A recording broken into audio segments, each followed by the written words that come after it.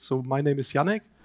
I am actually from Hamburg, so it's very nice to be able to speak at a conference directly in my hometown. And I am working for a company called Iteratech, which is basically doing is a software development consultancy in Germany. We basically do everything from software development to operations to security, and basically everything alongside that. And I am working as a DevSecOps engineer, basically really doing everything from development to pen tests.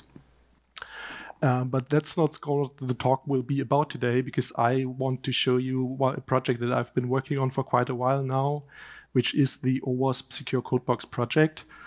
But that's also not the only OWASP project that I'm working on, because I'm also part of another OWASP team, which is the OWASP DefectDojo team, which is coincidentally also a OWASP project that's also based or basically founded in Hamburg. So basically everything Hamburg related here.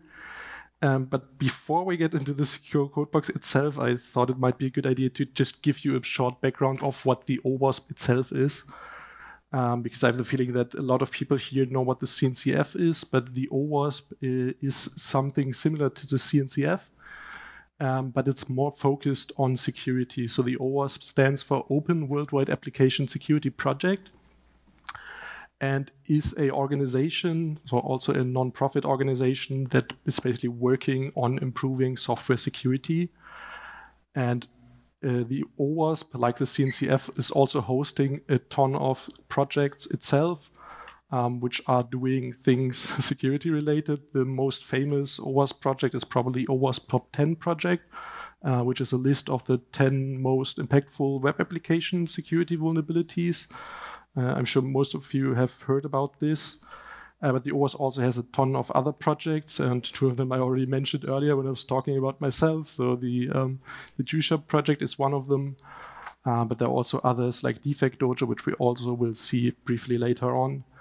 But there are also a ton of other things. The OWASP is organized in chapters, and it has over 250 chapters worldwide. So if you're interested in learning more about security, you can basically just go to the OWASP website and see if there's an OWASP chapter near you. And then normally, hosting meetups, hosting conferences, and other things for you to learn about security in your local environment. For Germany, we have the OWASP German chapter. So if you like to learn more about security, you can definitely check out what they're doing. Might be able to learn more about security from them.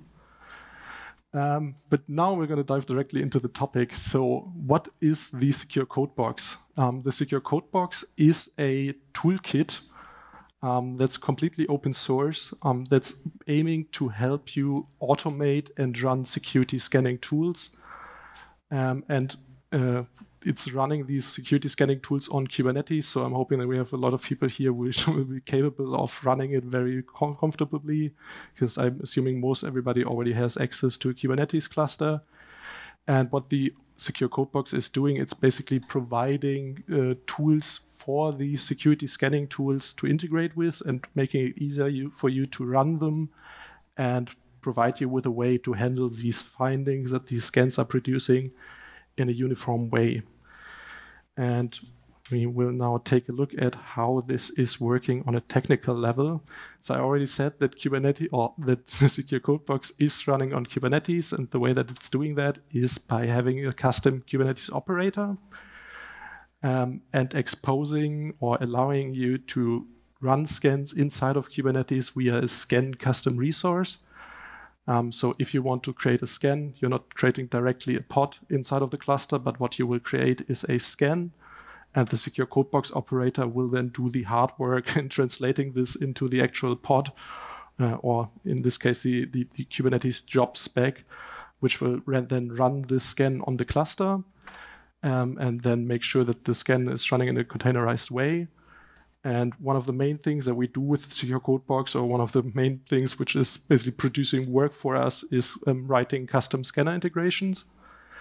So we have 20 scanning tools that we support out of the box, that we basically provide first-party support for, and you can directly install via Helm.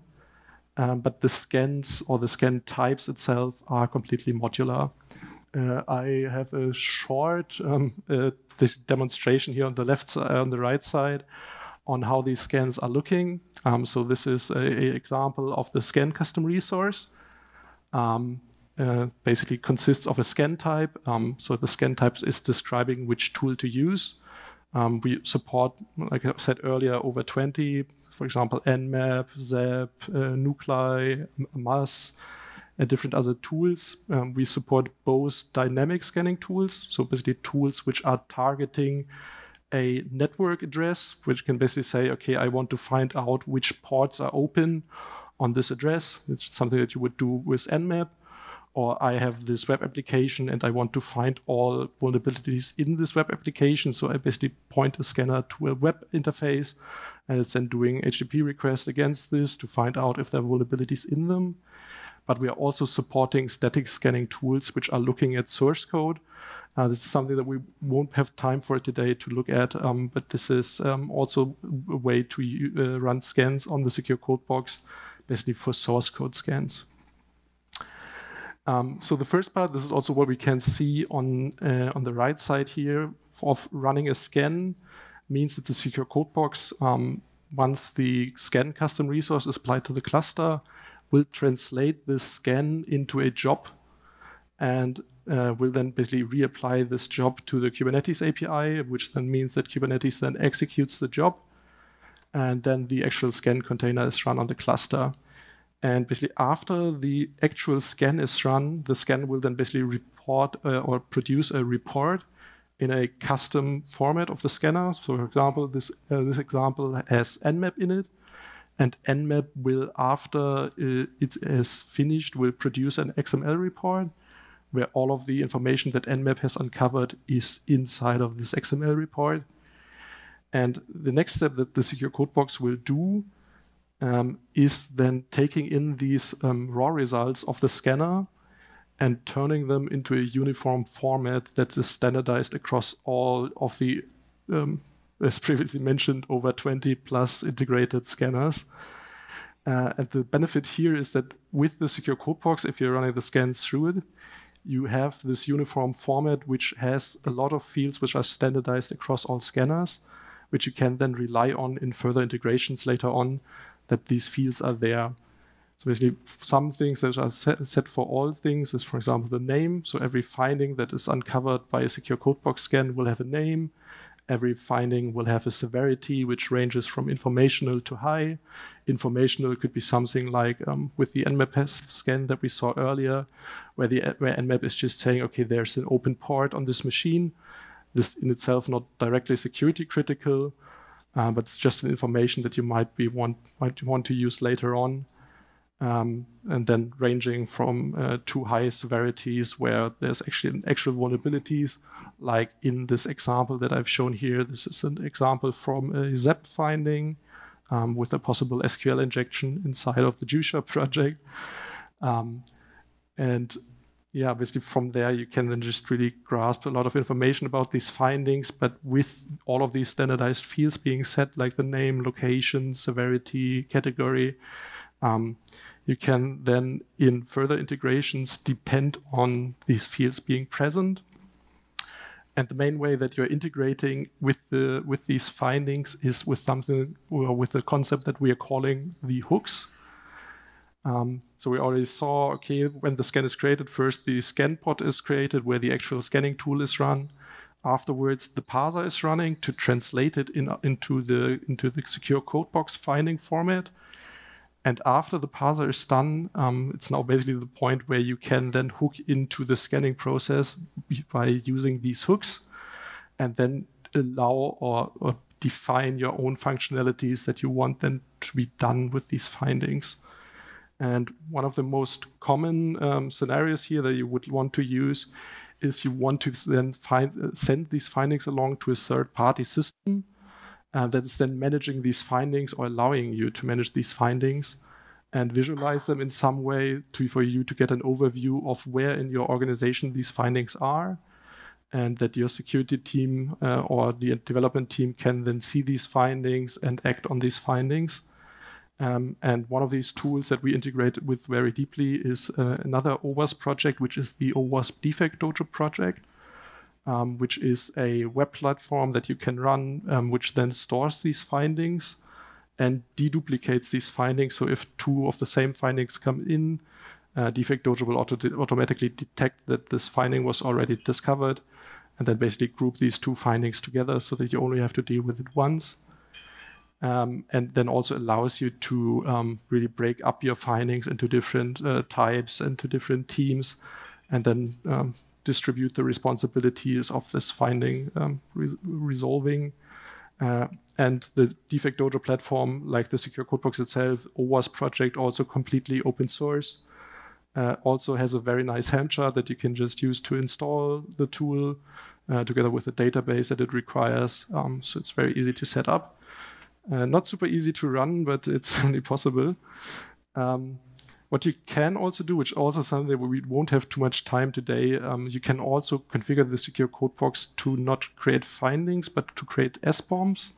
So if you want to create SBOMs, you can also basically configure the secureCodeBox scan type to create SBOMs, which is something that we support by doing with Trivy. And if you have SBOMs, we also have a hook to send these to another OWASP project, which is the dependency project, the dependency track project. Sorry. The dependency track project is similar to DefectDojo, but it focuses more on the supply chain. So it's a tool to visualize where your dependencies are or what your dependencies are on. And with the secureCodeBox, you can then configure a hook to then automatically send these SBOMs to dependency track. But you can also do, if you don't have a way to manage them yet, or if you just want to alert somebody that a new vulnerability was discovered, you can also set up a notification hook to say, okay, I want to send a message to my Slack channel when a new vulnerability comes up, and then send out an alert to the Slack channel so that somebody can take a direct look at this vulnerability. And I will now do a short demo on how the scanning process works so that you can basically get a better grasp on how this is doing. Okay, good. See. All right. Can somebody from the back row give me like a short signal if you can read this? Should it be larger? Larger? Okay. Problem. Is that better or is it just the same? Okay, I think some. Was it the thumbs down? Okay. Trying to do one more step. All right. So what I have set up here, I have a kind cluster running on my local laptop here, and I have the secureCodeBox operator already installed. The secureCodeBox operator can just be installed via Helm chart, so it's basically just one command away to install it, and the operator will then come alongside with a couple of custom resource definitions that you can then just see like all custom resource definition in the API resources. So we have a couple of them, but for now we're just going to look at the scan type custom resource. Because in each namespace you are able to see basically which scan types you have available by just running kubectl get scan types. Right now I just don't have any here, but all of the scan types that we are officially supporting can be installed by just a helm install command. So basically just each scan type is wrapped in a help chart. So each of them are completely modular. If you only need one, you only need to install the one. So I will just install the Nmap scan type in here. And okay, perfect, because I think this needs a network connection, so I'm happy that this went through. And what I should now be able to see is if I run kubectl get scan types again, that I have the Nmap scan type here. And what we can now do is we can just create the scan that we already saw earlier. So I have this scan YAML here. Which is basically exactly the same that we saw on the slides earlier. I just, in the Nmap scan, I restricted this to only scan 3 ports because then it's running a little bit faster, or a lot faster, and then we don't have to wait for this long. And what I can now just do, like every other resource, I can just apply this to this Kubernetes cluster.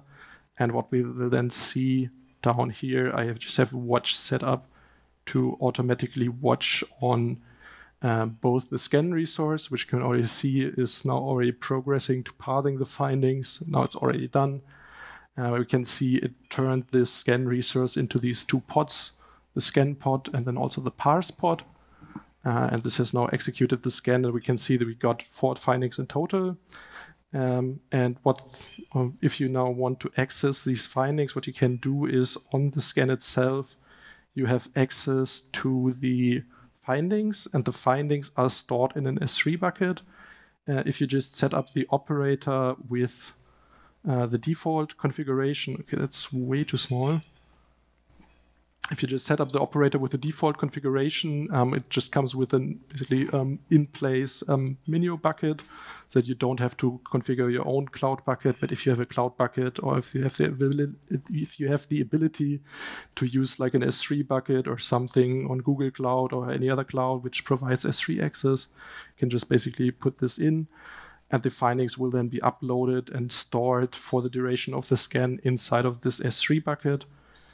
For you to then access them later on, and also for the hooks and the parser and everything to access them later on. This scan, though, I mean, it's fine to just run an Nmap scan if you're interested in what's open on a host, but what we are primarily interested in is automating these scans. And one thing that the secureCodeBox provides is something that we call a scheduled scan. And this allows you to automatically repeat the scan on a regular schedule. In this case, I created an Nmap scan, the same that we had earlier, but I just gave it this interval of 24 hours, which means the secureCodeBox will now run this every day. And assuming that I have my hook set up, then I will also just upload the results of the scan every day into my DefectDojo instance. So I have a regular overview, or basically have the daily overview of all of my systems, and can then just repeat this. I can also just apply this. If you apply a scheduled scan, it will immediately create a initial scan for it. I'm saying that. Oh shit, I didn't delete this earlier. That's scheduled scan. So I can just delete this and recreate this, and then it should directly schedule a new scan. Yeah, we can see there it created a new one. It's this second one here, and it's already executing it, and it's already done again. All right, I will go back to the slides, and we have 2 more use cases, or 2 more things on how you can use the secureCodeBox, because what we've did so far is fine. So you can just like scan a single host or scan a single thing. But most organizations have more than a single host, more than a single machine, but they have entire networks and clusters and huge lists of domains that they are maintaining. And we are trying to make this easier for people to work with these. And one way that we have to basically make it easier for people to work or to get an overview of your entire IT landscape is a concept that we call cascading scans. Which is a very, very neat concept. I can definitely recommend using it because it's a lot of fun to see. And the concept is that we basically take in the findings from an initial scan to then start subsequent scans for these identified information. For example, earlier we saw this Nmap scan, and we ran this Nmap scans against one machine. And we identified that there was an SSH port open. We identified that there was an HTTP port open. And what we now want to do is we want to do more specific scans for these protocols that we have discovered. For example, for the SSH scan, we might want to set up a SSH scan, which actually takes a look and connects on the SSH protocol and tells us, is there any SSH-specific vulnerabilities in there, or what kinds of authentication methods are supported on there. What's also very neat is basically combining this with a re-credentials scan to say, okay, for each SSH port that we discovered in a company, I want to run this with a fixed credentials list to see if any SSH port in the entire network that we have is running with fixed credentials, which are very easy to guess. And then setting this up together with a scheduled scan to just iterate over an entire IP address range discover all SSH ports, and then see if there are any known credentials on these open ports. And basically running this every day is a very, very good way to basically ensure that all of the hosts are properly secured and there are no default credentials left over that might have been set up, I don't know how many years ago, and are still left over. And this doesn't only work for SSH scans, so you can also say, okay, if we uncovered an HTTP port, I want to do an HTTP-specific scan and make sure that there are no known vulnerabilities inside of this HTTP application. One good scanning tool to use there is the one that I have here on the right-hand side, which is this Nuclei scan, which is very good at basically identifying if there are any known CVEs in the web applications running on this port. And that's really cool for it. We unfortunately won't have time to demo this, but now go into the next advanced use case, and that's more focused on Kubernetes itself. So the cascading scans are more of a tool to work with existing infrastructure that's running outside of Kubernetes itself. But what we have in the secureCodeBox is an optional component called AutoDiscovery, which will directly talk to the Kubernetes API and figure out what components are running inside of Kubernetes. And it will then automatically be able to create scans for these components that are running inside of the Kubernetes cluster, and allowing you to create rules to say, okay, if I discover something that I deem to be scannable, I want to create a specific scan for it. So one example would be that I use the AutoDiscovery to say, okay, every container image that's discovered on the cluster, so every container image running on the cluster, I automatically want to start a Trivy scan for it, so that you are sure that basically really every image running on the cluster has been scanned. And you can also then combine this again with the Trivy SBOM to say, okay, I don't want to see the vulnerabilities in it, but I want to get the dependencies inside of this image.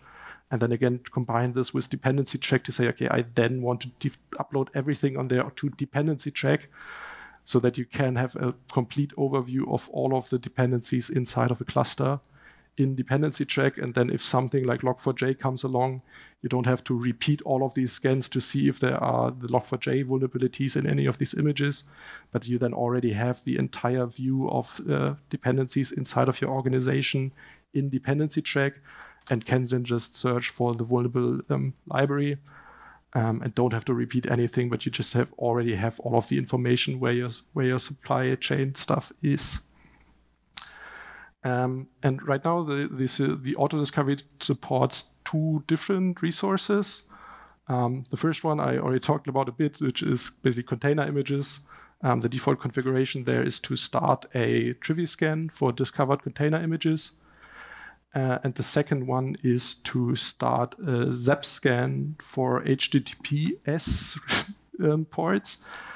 So this is also very cool because you can then say, okay, for every actual running service which has an HTTP interface, I want to start an HTTP-specific scanner to get HTTP-specific vulnerabilities on it, which might not be uncovered in a dependency analysis. But can really only be seen if you are connecting dynamically against it. And this is something we will now take a live look at. Oops, this was one too far. So I'm going back to my cluster. I already have a second namespace prepared, which is called ushop. Right now, this is just completely empty. The namespace itself is just set up completely empty. If I take a look at the namespace itself, it doesn't have anything set, because the way that the AutoDiscovery is working, so the AutoDiscovery is discovering resources in Kubernetes itself, but the default configuration, if you start the AutoDiscovery, is not to directly start scans for all of the resources in Kubernetes, because we're very worried that somebody is installing the AutoDiscovery and then suddenly creating 30,000 scans for every resource in the cluster, and then accidentally DOSing their cluster by now having for every resource in the cluster also having a scan to it. So the default configuration for the AutoDiscovery is to only run in namespaces which have an annotation for it to basically say, okay, this is a namespace that I want to run the AutoDiscovery in. If you're very bold, you can also change the configuration to scan everything. But yeah, like I said, you probably might be a bit risky.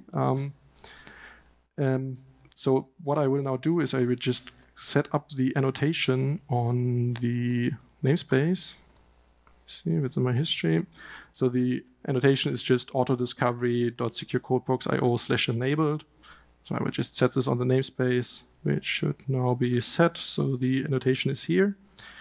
And now for basically every piece of software that's deployed into this cluster, we can take a quick look at the AutoDiscovery configuration that's running here. So right now, I only have the service AutoDiscovery turned on. And for every service that is discovered by the service AutoDiscovery, we are creating a scan with the scan type ZEP automation framework, which is the official way to automate ZEP scans. That we then create against the host inside of this namespace. Don't worry, this is basically the default configuration, or it will be very soon. And this will then basically just start up the ZEP scan and automatically configure it to run against this service that it discovered. What we already also have on here by default are some annotations that are then set on the scan.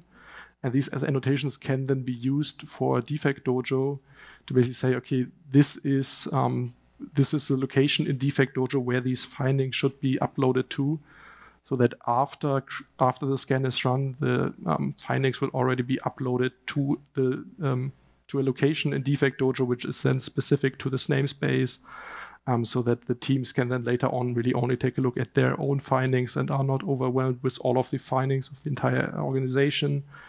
And the way that these annotations here are set up is that you can then just use like the Golang templating language to set up on basically how the product will be named, how the type of the product will be named, so basically the team in DefectDojo. So what I will now just do, so the AutoDiscovery is already running with this configuration. I will just install an application inside of this cluster. The application that I'm installing is this other OWASP project that I tried to plug earlier. It's this DoShop project that's a web application that is intentionally vulnerable. So it just has a bunch of vulnerabilities in there, like SQL injections, cross-site scriptings, and other stuff. Just watch a bit bigger. So what we saw, the Helm chart created a pod for DoShop. It has also created a service for it. And the the service AutoDiscovery of the secureCodeBox picked up that there is now this service in here, and that the service hasn't been scanned yet. And what it's then doing, it's automatically creating this ZEP scan that's running against DoShop to discover the vulnerabilities in there. And assuming that we have any hooks set up in this cluster, which we don't, the findings will then automatically be uploaded or handled like the hook is describing it. So you can then define these rules again to say, okay, I want to have these findings inside of DefectDojo. The problem is ZEP is a very slow tool, so the scan takes about 5 minutes, and we won't have time to wait for this to finish. And it will also be very boring to just look at the logs and see it doing its thing. So I would say, or I'm now basically done with my talk. So thank you all for being here. And I'm looking forward to any questions if you have any.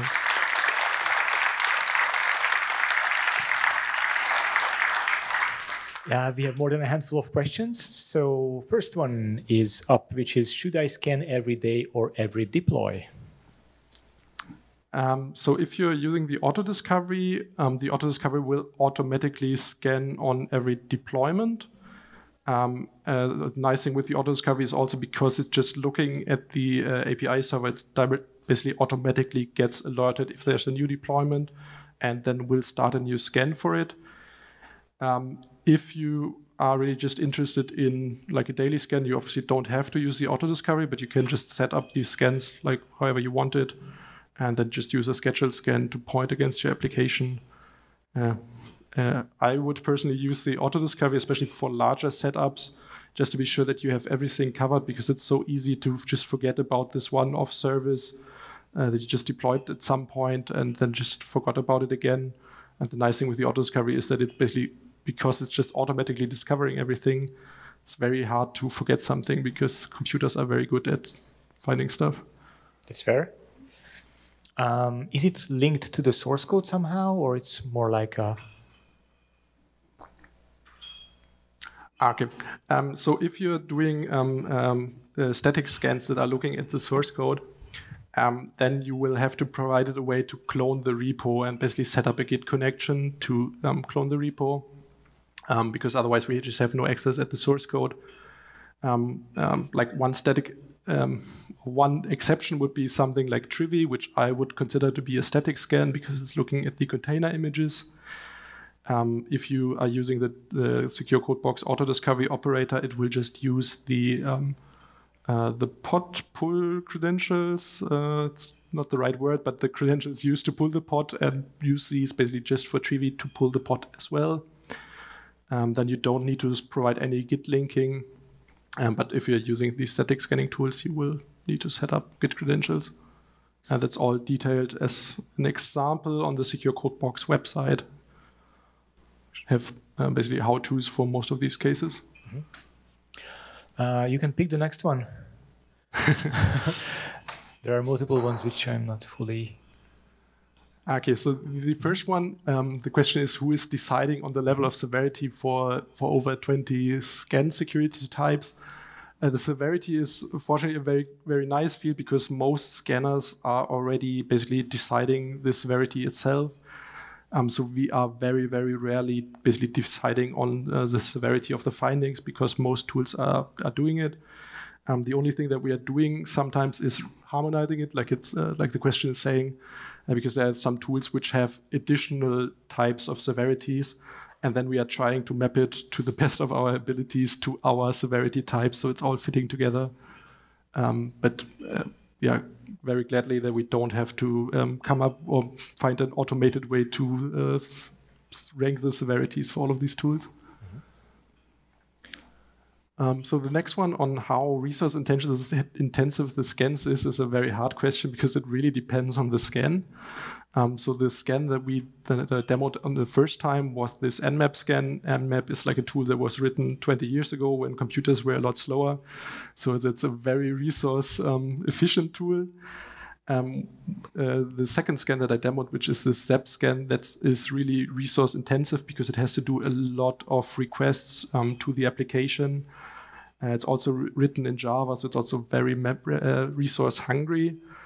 Basically, like a lighter weight alternative to ZEP is this tool Nuclei that I've mentioned very briefly, which is looking more for known vulnerabilities and not for new vulnerabilities or vulnerabilities specific to your application. But for example, if you're using the AutoDiscovery to discover that there's an old instance of Grafana running around, then Nuclei will have rules for it to find CVEs in this old instance of this known software, but it won't find like an SQL injection inside of your custom-written Java application, which ZEP can do, but you pay the price in resources. Okay, so the parser, or I said this earlier, so the secureCodeBox is storing both the finding raw results and the finding JSONs that the secureCodeBox parsers are producing in an S3 bucket. And what we are doing to basically access these raw results that the scanner is writing, like the XML file that Nmap is writing, is we have a sidecar inside of the scanning container, which has the folder mounted as a shared volume mount, so that we can then basically access these raw results on our own. And then we're just uploading these to our S3 bucket. So we don't look at the logs of the scanner container, but we use these files in this shared volume. Mm-hmm. Yeah, Sarif is an interesting question. So Sarif, I'm not sure if I'm qualified to talk about this because I only looked at this very briefly, but Sarif is a standardized format that, I don't want to say anything wrong, but I think it's primarily from like SAST scanning tools, which are looking at actual source codes and source code lines. And we were looking at this a couple of years back, and we decided against using this because like the location fields and other things that are in Zarif are very specific to pointing at specific source code lines. And we just can't support this with all of these dynamic scanning tools that we have, like Nmap, because it doesn't fit in there. But if you know better than me, I would be very appreciated if you could teach me more about Zarif, because it's a very complicated standard and I don't know enough about this. Jannik, thank you very much for the nice talk. And